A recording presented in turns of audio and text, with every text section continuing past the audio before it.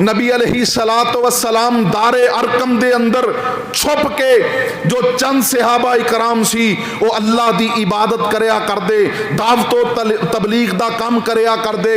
حضرت عمر رضی اللہ تعالیٰ عنہ مسلمان ہوئے تو فرمان لگے اے اللہ دے پاک پیغمبر جی آج نماز دار ارکم دے اندر نہیں پڑھیں گے بلکہ آج نماز بیت اللہ دے اندر جا کے پڑھیں گے۔ اور حضرت عمر نے اپنی تلوار نو میان چو نکال لیا اور للکاریا کہ جو اپنی بیوی نو بیوہ کروانا چاہتا ہے، اپنے بچیاں نو یتیم کروانا چاہتا ہے، آئے آج عمر دا راستہ روکے۔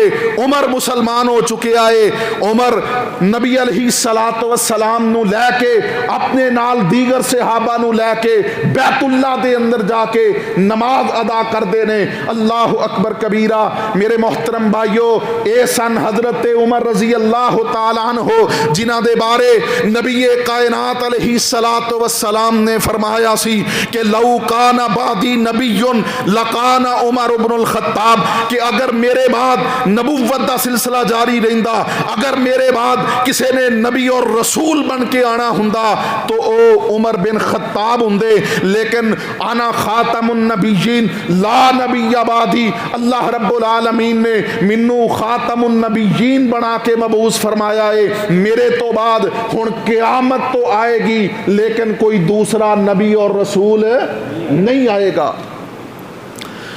حضرت عمر رضی اللہ تعالی عنہ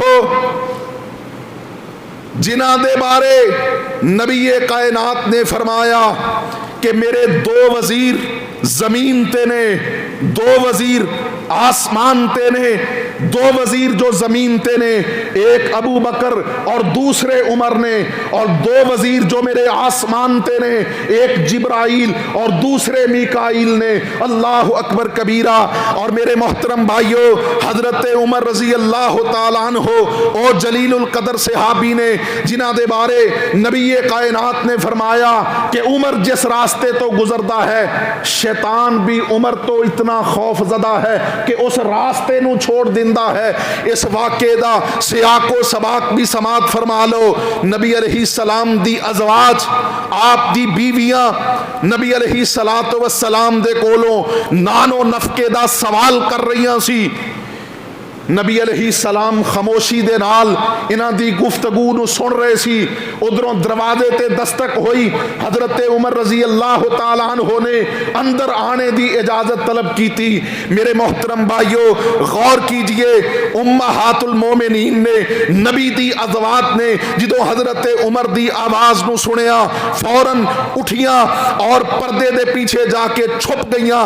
نبی علیہ السلام نے حضرت عمر نو آنے دی اجازت دیتی۔ حضرت عمر تشریف لائے، نبی علیہ السلام مسکرا رہے سن۔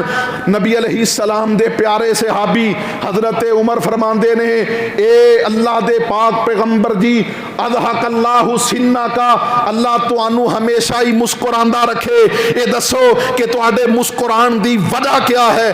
نبی علیہ السلام نے فرمایا کہ مومنہ دی ماما میری ازواج او تے مینوں کہرا پا کے میرے تے چڑھائی کر رہیاں سی، میرے تو ڈر نہیں سی رہیاں، لیکن جدوں عمر دی آواز سنی تے ساریاں گھبرا کے ڈر کے پردے دے پیچھے چھپ گئیاں۔ اللہ اکبر کبیرہ۔